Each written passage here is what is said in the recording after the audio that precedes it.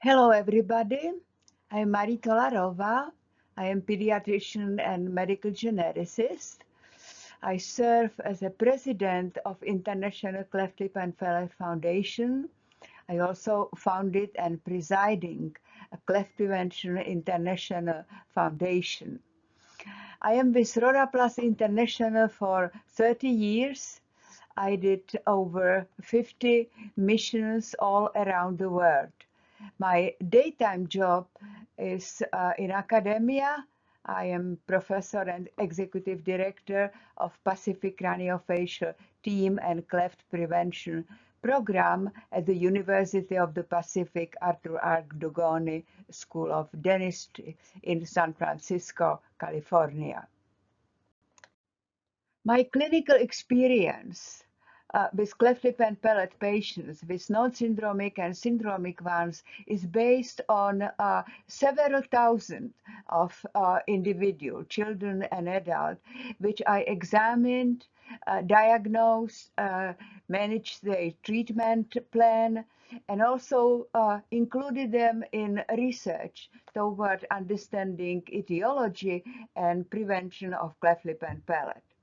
In my lecture, in 3 parts, I would like to cover most important topics which you need to understand if you are treating patients with cleft lip and palate.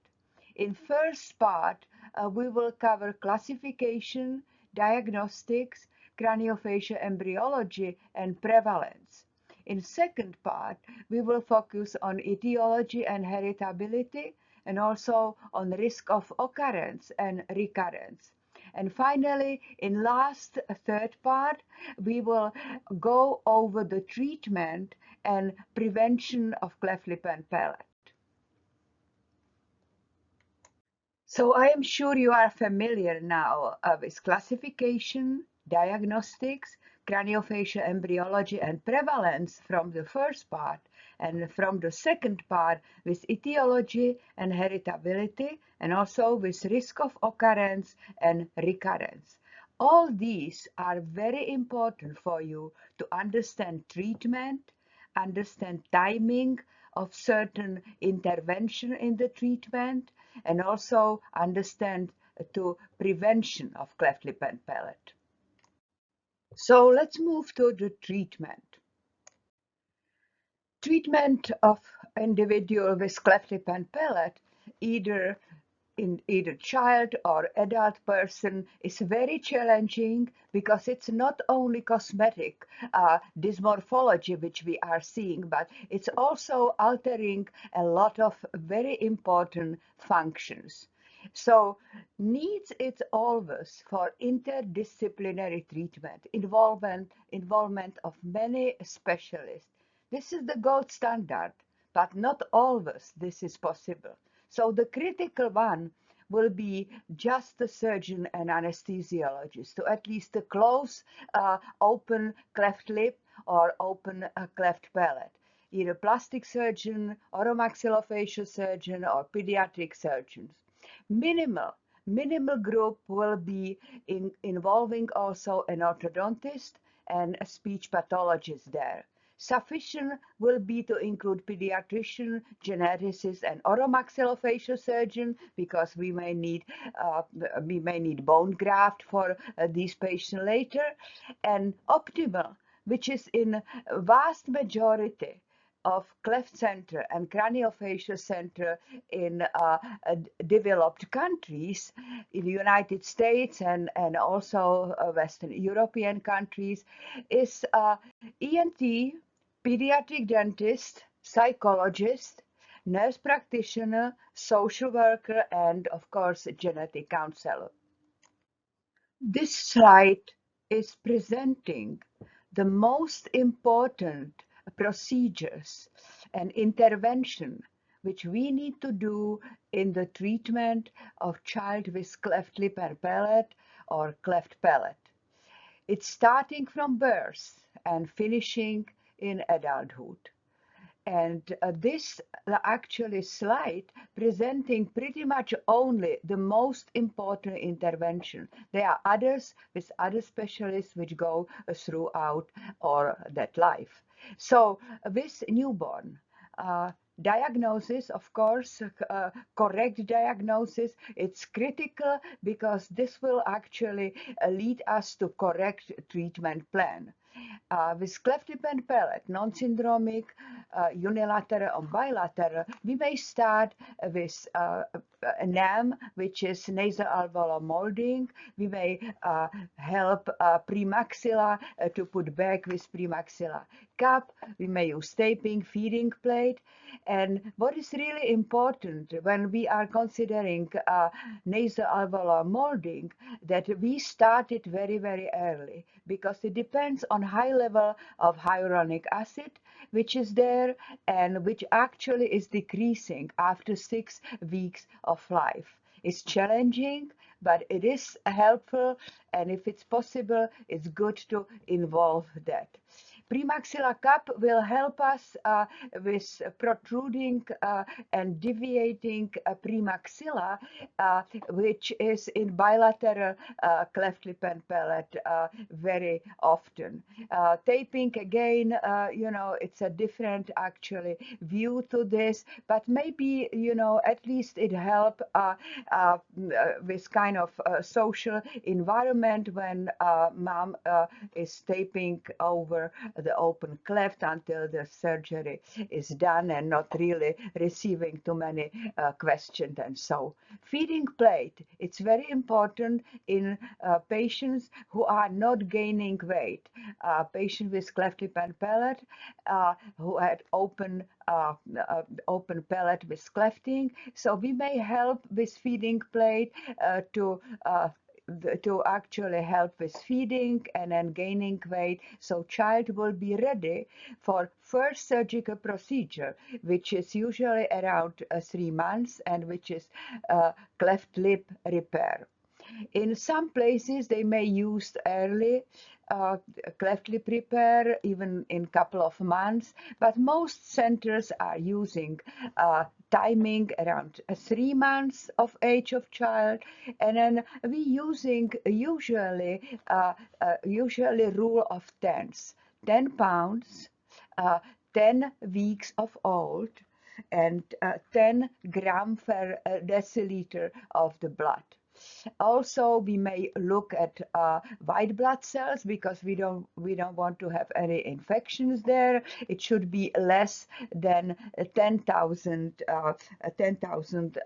per microliter. So that would be cleft repair. Then we may consider pre-surgical orthodontics to work with a segment, but what is really important in between cleft lip repair, cleft palate repair, to have first a speech evaluation, which should be around 6 months. Throughout all the treatment, we really need to look at airway. We need to really assess the airway, and if necessary, to manage that if there is any kind of compromise. So then we are actually moving to the second very important surgical procedure, which is cleft palate repair. Usually between 6 months to 12 months, sometimes going even until 18 months. It's still okay, it's still good, and it should be done in the timing where we are still, in development of the speech, because speech can adjust to the new anatomic setup. Otherwise, the child will be adjusting his speech to clefting, and it will be difficult to actually break that pattern later. So that would be the optimal timing. Speech therapy should begin really right after cleft palate repair, even with just consulting with parents treatments and then recommending the certain view how to train the child to speak correctly. Now, of course, what is really important, it's involvement of orthodontics. Orthodontics follow-up should really start very early. And then what we really agree that all of these children with cleft lip and palate should go through phase 1 orthodontic treatment. It is very important, and then it will be easier for preparing the child for alveolar bone grafting. We have several timing for alveolar bone grafting, and I will be talking about it later. But most common one is a secondary alveolar bone grafting, which is done between 7 to 9 years, and depends how we follow actually development of a canine and then adjusting timing according to this. Then after that, we have, of course, phase 2 orthodontic treatment, and then working closely with surgeons to prepare the child if necessary, or we have pretty much young adult now, to teenager and young adult, to prepare them if necessary for other surgical procedures, and then maybe for orthodontic surgery. So what is really important, what I would like to stress out, that team needs to really work together, and then critical intervention, a critical specialist will be surgeons, orthodontists, and a speech therapist. So let's review this briefly, the timeline. So as we mentioned, we need multiple specialists involved in the treatment. Critical will be a surgeon, plastic surgeon, or a maxillofacial surgeon, or pediatric surgeon. Minimal for the team will be involving an orthodontist and speech pathologist or speech therapist. Sufficient will be if we include also pediatrician, geneticist, and oromaxillofacial surgeon. And optimal will be if we will have on the team ENT specialist, pediatric dentist, psychologist, nurse practitioner, social worker, and genetic counselor.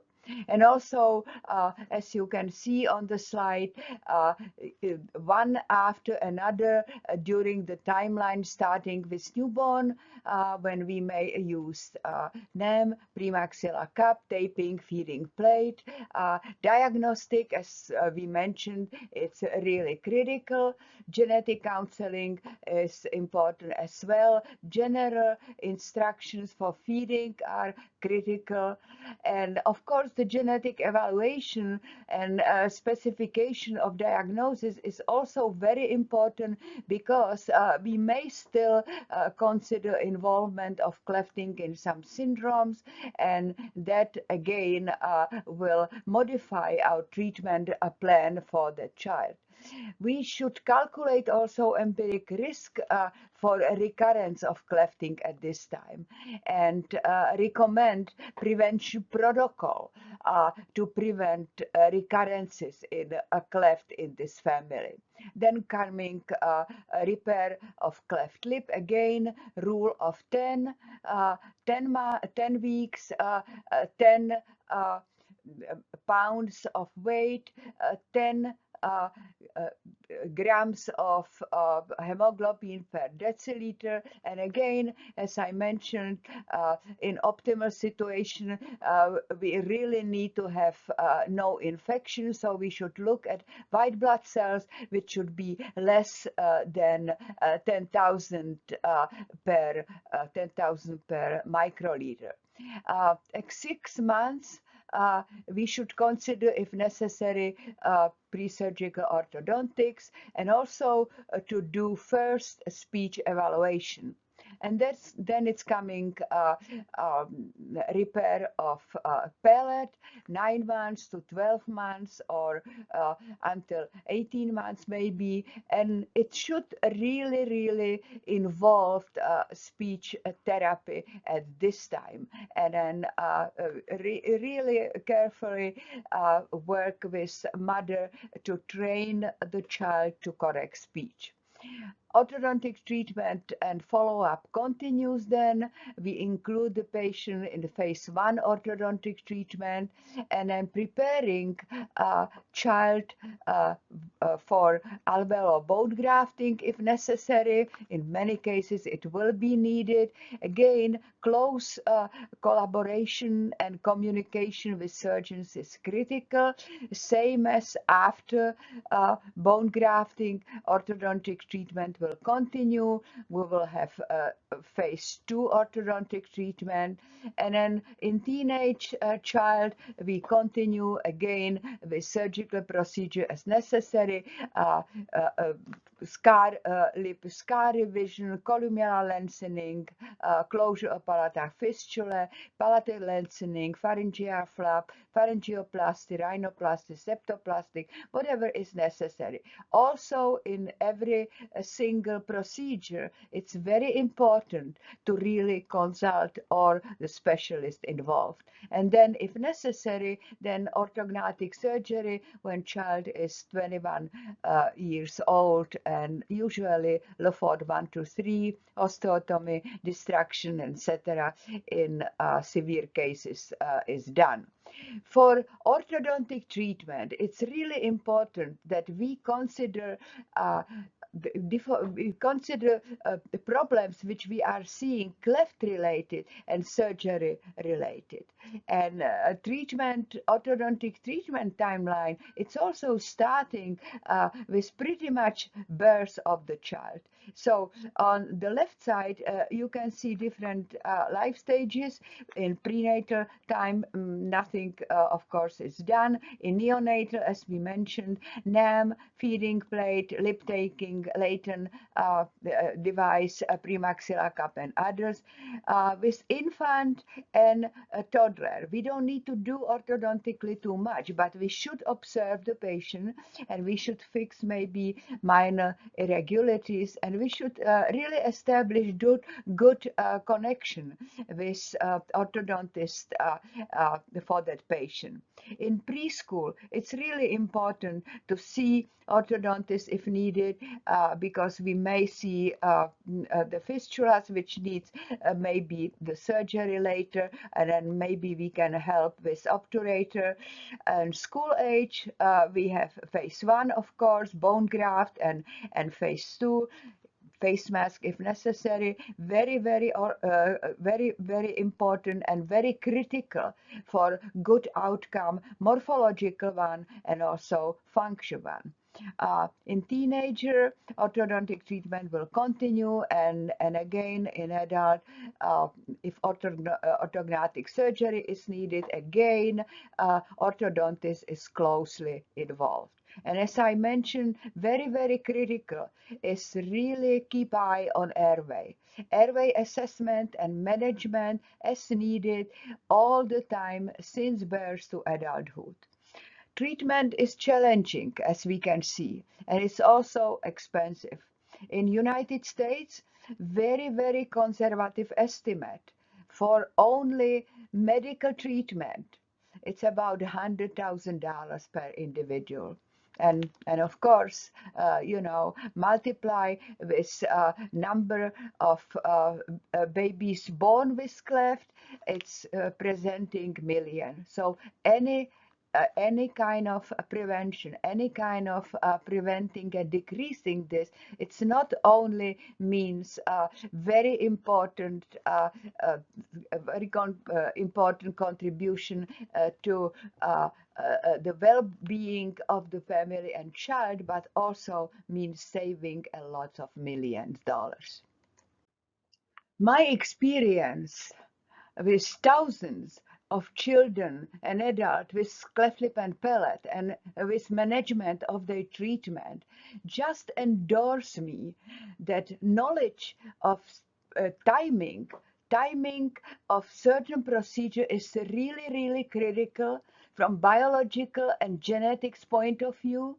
And if we are trying to maybe to do some procedure earlier when the body and child is not ready for that from morphological and also from functions of at that time, we may really made a big mistake. So let's go over through stages of the life and justification why we certain procedure need to actually do at a certain time. So let's start in this one with prenatal. During the prenatal, we can diagnose a cleft lip. It's around 13 weeks is the best time probably. Cleft palate is possible to detect on 3D and 4D real-time ultrasound, but it's not so successful. Cleft lip in developing countries, it's still not able to really detect as often. In contrary, in developed countries, we have about 70 to 75% of cleft lip diagnosed prenatally. Fetal surgery. Fetal surgery has been tried before. It actually, suggests that we will have scarless healing, but still has high risk of abortion. So it's really not performed. We perform successfully a lot of fetal surgeries when the child actually life is in a question with certain congenital anomaly. Maybe it will be possible in the future because again, maybe microsurgical repair ex utero can be done, and maybe we can also target delivery of Wind protein because we have very successful studies on mice. Now it's coming neonatal and infant time. Birth to 2 months when we have neonatal, and infant from 2 months to 1 year. In this time, as I mentioned, NAM is indicated because of high level of hyaluronic acid, which is actually helping to molding. At 6 weeks, it's actually decreasing. So if we are going to use that, it should be in very, very early time. DynaCleft is another device which has been recommended and developed. It helps with nasal elevator. It's a commercial and it's actually alternative to NAM. Feeding plate, it's really important if there is no other way to gain weight and then accommodate the child for feeding. It will cover only anterior cleft palate. It should be a device should be actually made at least 2 millimeters less than post-marginal margin of hard palate. Again, lip taping, head cap with elastic was used. Latent device is invasive one. We may not recommend it in our places, but some craniofacial centers are still using that successfully.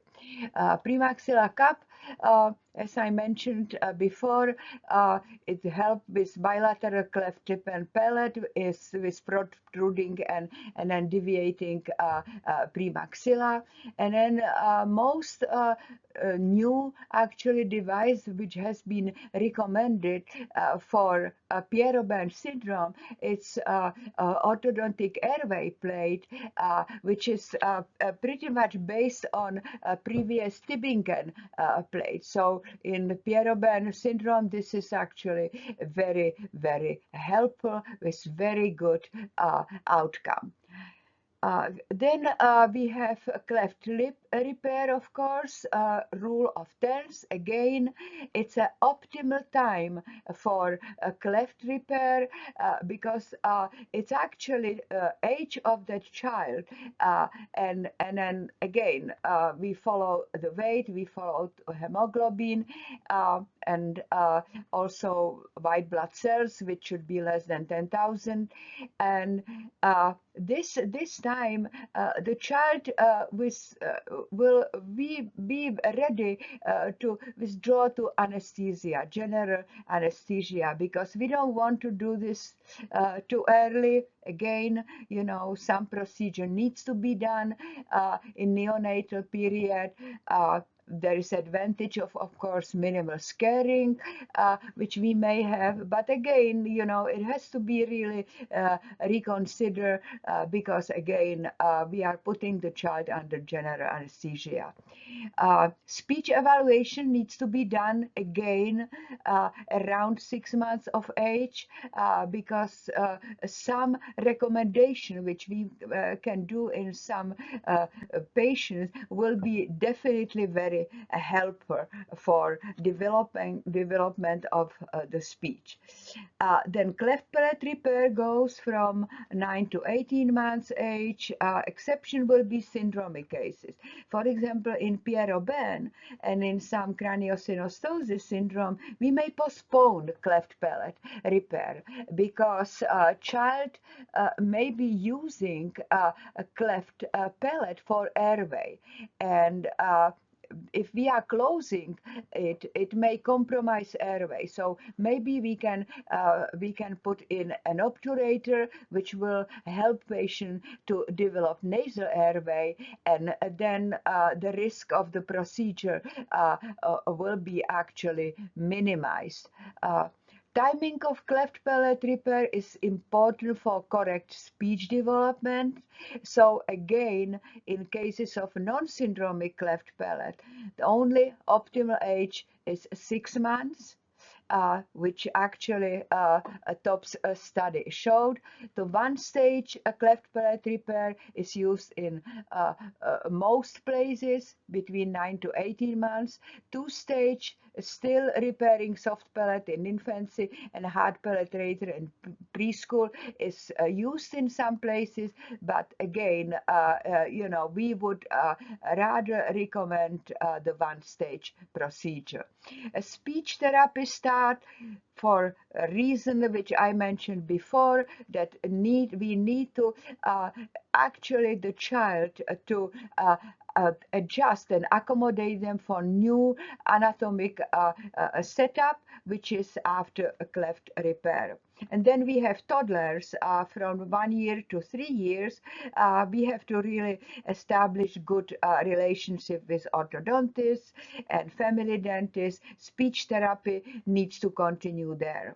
And we have preschool timing 3 years to 5 years. Again, seen by orthodontist is if needed, obturator if we have large fistula, following airway, and then speech therapy will continue.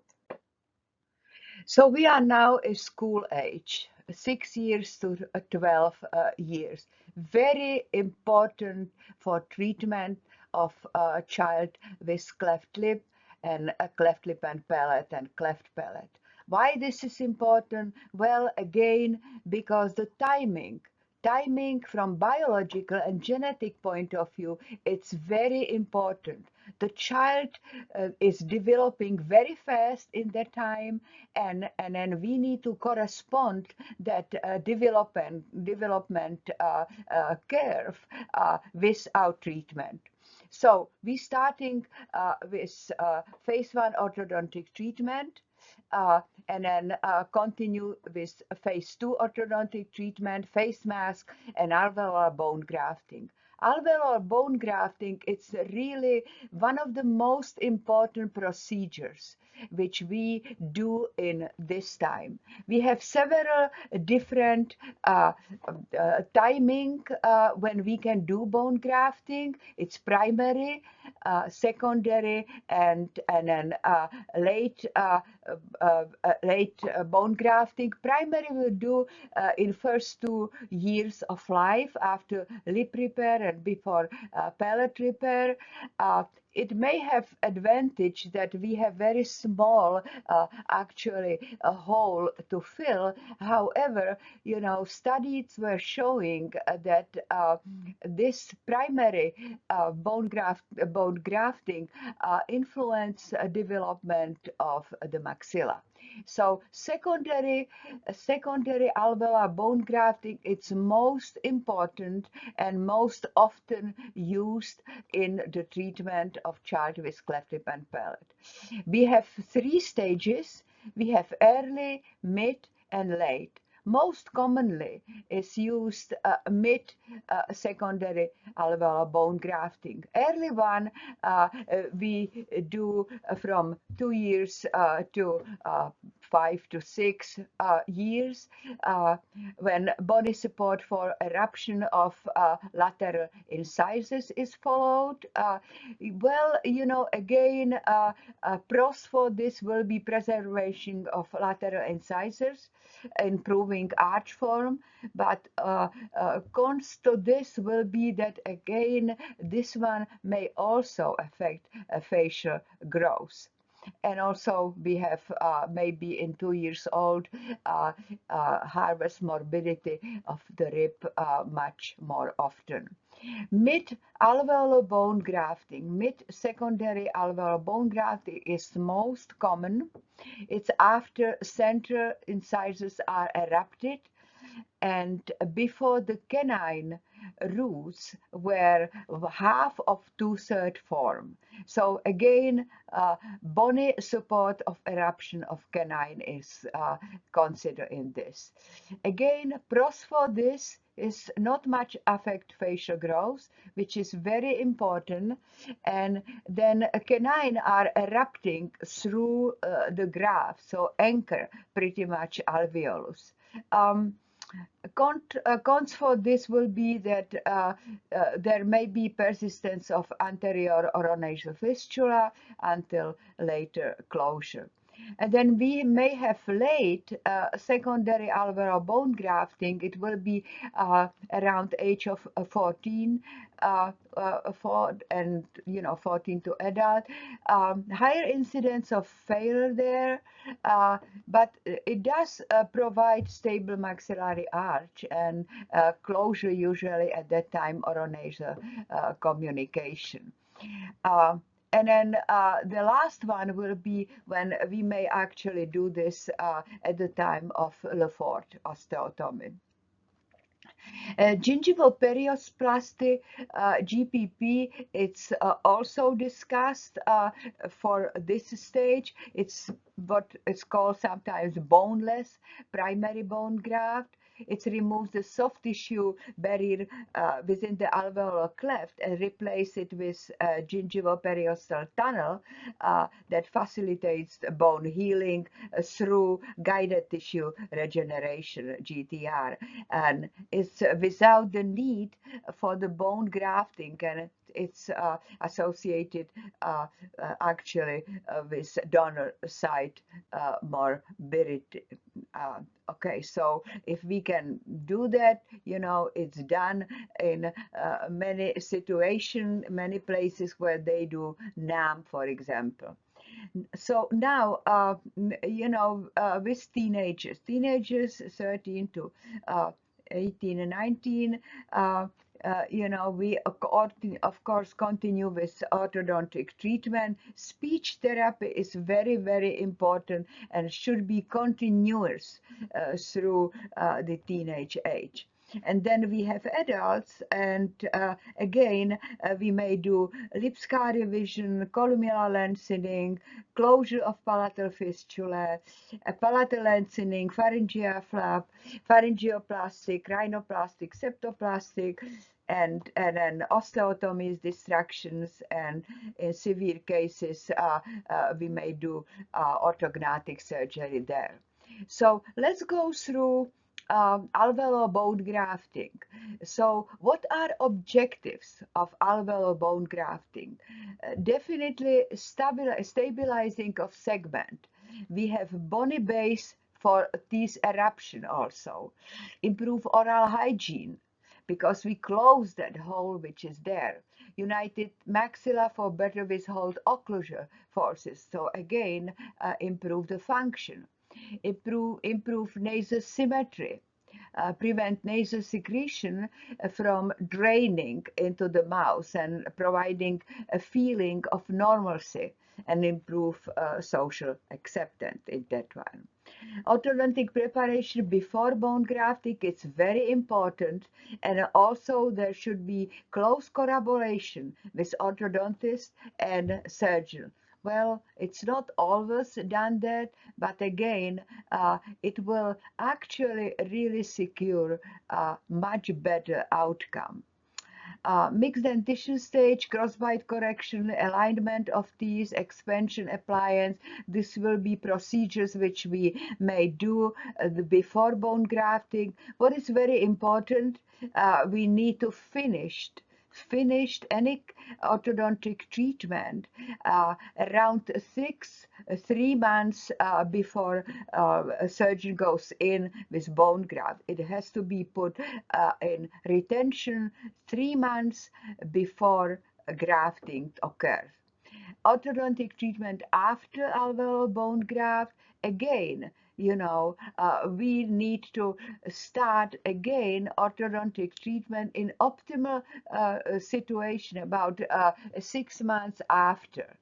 Uh, Sometimes they say 1 to 3 months after grafting, but again, much more secure will be to wait after 6 months. And also because 6 months after bone graft, it's actually a time when we may see on imaging if graft was integrated and it's successful. So we usually use Bergland criteria or sometimes other criteria, but Bergland criteria is those which are most often used and showing us height of interdental septum, which is remaining following alveolar bone grafting. So if there is normal interdental alveolar bone there, that's probably 100%, and then which is the one which is over 75% is still considered successful. Discussion is between those which are less than 75% normal interdental alveolar height. So again, 50, less than 50, and then 50 to 75 may actually be considered unsuccessful. So let's recapitulate bone grafting in cleft lip and palate patients. Very briefly, we have primary bone grafting, we have secondary bone grafting, and then bone grafting which we have at the time of Le Fort osteotomy. So primary bone grafting during the first 2 years of life after lip repair and before palate repair. It's usually done at the same time as lip repair or soon after that. We really need to consider general anesthesia there. And then most common one is, as I mentioned, secondary bone grafting has again 3 stages for timing: early one, mid, and late. Early one will be from 2 to 5 to 6 years of life. Mid will be 7 to 11 to 12 years of life, and late will be around 14 or after 14 to adult. And then we may do the one at the time of Lefort osteotomy, and of course after that maybe some revision of bone grafting. Our last very important topic is cleft prevention. When I started as a young pediatrician in the University of the Hospital in Prague in Department of Plastic Surgery, taking care of babies and children before and after cleft lip repair and cleft palate repair, I was facing questions of many mothers who ask, why this happened to me? Did I do anything wrong? Is this going to be repeated in my other children? And then for those of us who are in the field for a long time, we also attended graduation of our patients, their birthdays, their weddings, and unfortunately also we faced the seeing the baby born with cleft to our patient, either to our patient or as a second child in the family. And this really motivated me very strongly toward to do anything what we can and research a way how to prevent cleft lip and palate, how to prevent recurrences of cleft lip and palate in families. We can distinguish two types of prevention of congenital anomalies.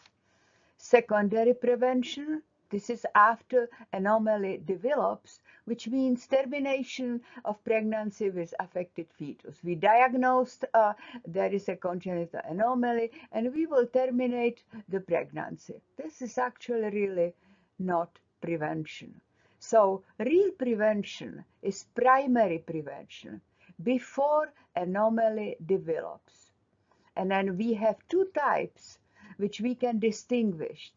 Prevention of occurrences, which is in general population, and then prevention of recurrences in families with high risk of recurrence of the same anomaly. The good example, it's actually periconceptional supplementation by folic acid, which is well known for neurotube defects. So we will focus on primary prevention of congenital anomalies. And this is exactly the same for cleft lip and palate again. So we focus primary prevention before defect developed. In our cases, before cleft lip and palate develops. In occurrences in general population and of recurrences in families where already either a mother who didn't have cleft and they didn't have any family history but had a first child with cleft. So this is recurrence for siblings, for children, or in cases where the patient is in childbearing age, risk for his or her children. Let me now to introduce you two studies which we did. One on prevention of recurrences and the other one prevention of occurrences. Prevention of recurrences was done at the University Hospital in Prague in Czech Republic when we had over 200 mothers, 221 exactly, mothers who were at risk of having a child with cleft.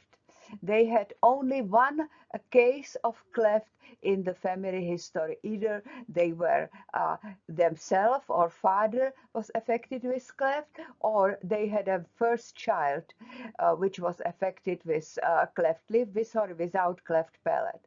The risk which we expected was about 4.2%. So we expected that they will have over 8 cases of cleft lip and palate. What we observe actually were only 3 cases, 1.4%. So we used 10 milligrams of folic acid, high dose of folic acid, and multivitamins in preparation, which was called Spofavit, and we used that periconceptionally, 2 months before conception and 3 months after conception. So this was non-randomized, controlled prospective interventional clinical trial. What we observed was decreased recurrence by 65%. So you can see on this chart, supplemented and non-supplemented. On the chart, we published the first results in Lancet in 1984, where we were just the first part of the study when we were only seeing patients with unilateral cleft. And then finally, when we re-evaluated and recalculated, reviewed everything in very much in details, we published a complete study in 1995. So I will be talking about it in more details in a special lecture about cleft prevention. So this was really convincing results that high dose of folic acid plus multivitamins are able to prevent recurrence of cleft lip and palate. What was interesting also, I would like to mention that maybe you remember from some of these previous slides, we were able to successfully decrease recurrence in unilateral cases and also still significantly compared to controls in bilateral cases when proband was male. We were not able to prevent recurrences in cases where proband was female with bilateral cleft, which correspond to our 4 threshold model of liability. The second study was done in California when I moved from Czech Republic to United States to California and works with March of Dimes California Birth Defects Monitoring Program. This was the study looking at prevention by periconceptional use of folic acid on cleft occurrences. So there was no history of any clefting in the family. What we found that mothers who were using 0.4 milligrams or 400 micrograms of folic acid periconceptionally decreased the risk of having a child with cleft by from 27 to 50%. We have 700 mothers who had a child with cleft and 700 over 700 mothers who delivered the child without birth defects. So it was the same time, it was matching control, it was observational population-based study. We divided a whole group into 4 with cleft lip with or without cleft palate, non-syndromic ones. Those were cleft lip with or without cleft palate was with other congenital anomaly, and the same for cleft palate, only cleft palate and cleft palate with other congenital anomalies. So for those which were non-syndromic one, decrease was from 27 to 50%. We published this study also in 1995. We published this again in Lancet, and then I will be talking about it in more details again in very much in details in a special lecture on cleft prevention. So to summarize studies of our findings on primary prevention on non-syndromic clefts will show that prevention of recurrences which we used with 10 milligrams of folic acid daily in Czech study, together with multivitamins, we decreased recurrences by 65.4 to 82.6%. So we published that in Lancet 1982, and then a complete study in 1995 in teratology. So prevention of occurrences, the other study which we did in California, we found that women who used 0.4 milligrams or 400 micrograms of folic acid periconceptionally, and they didn't have any family history of clefting, decrease the risk of occurrences having a child with cleft from 27 to 50%. So we published this again in 1995, published this in Lancet. There are many challenges in prevention of cleft lip and palate and prevention in congenital anomalies in general. One of them is that we have very small time window. Therefore, we need to cover periconception period. We know that a cleft actually developed, if you remember from that craniofacial embryology, around 5 to 6 weeks, cleft lip. In week after, everything is already closed. So another challenge is that we only can act as preventive measures in part which are modifiable factors. So this will be environmental factors, non-genetic factors. And then we have to look at candidate nutrients, low folate, zinc, B6, high vitamin A, and to environmental toxins, which are tobacco, air pollution, pesticide, low social economical status related factors, household toxin, pesticide, herbicide, and then similar. So how to start with cleft prevention? Number one is education, awareness building.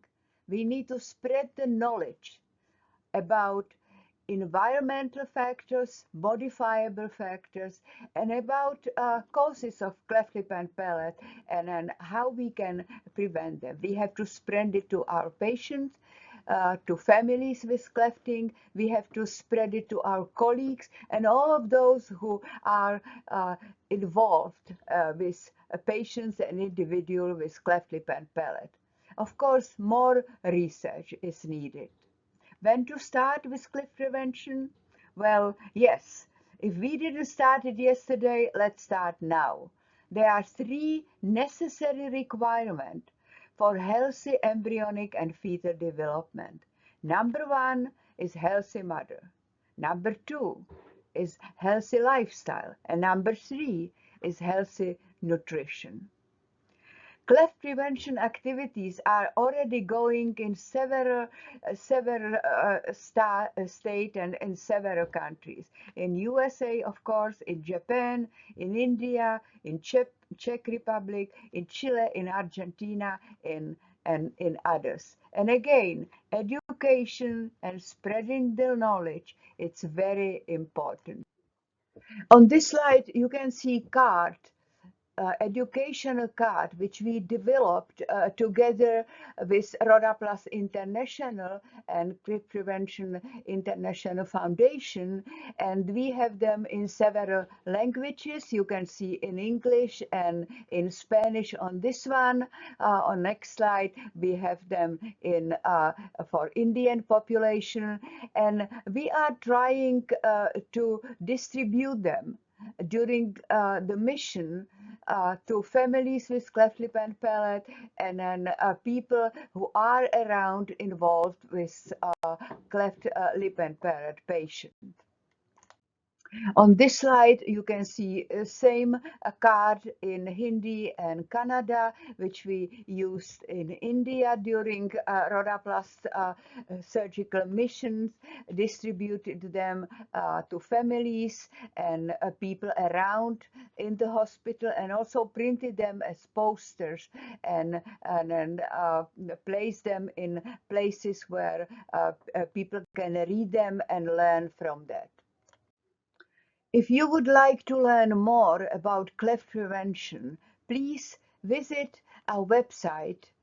You can see the link over here, and you can also print out or download the brochures and pamphlet which we have there. So we finished our lecture. Thank you very much for your attention. And if you would like to have more information, please get in touch with me in one of these email addresses which you can see on the screen. Thank you.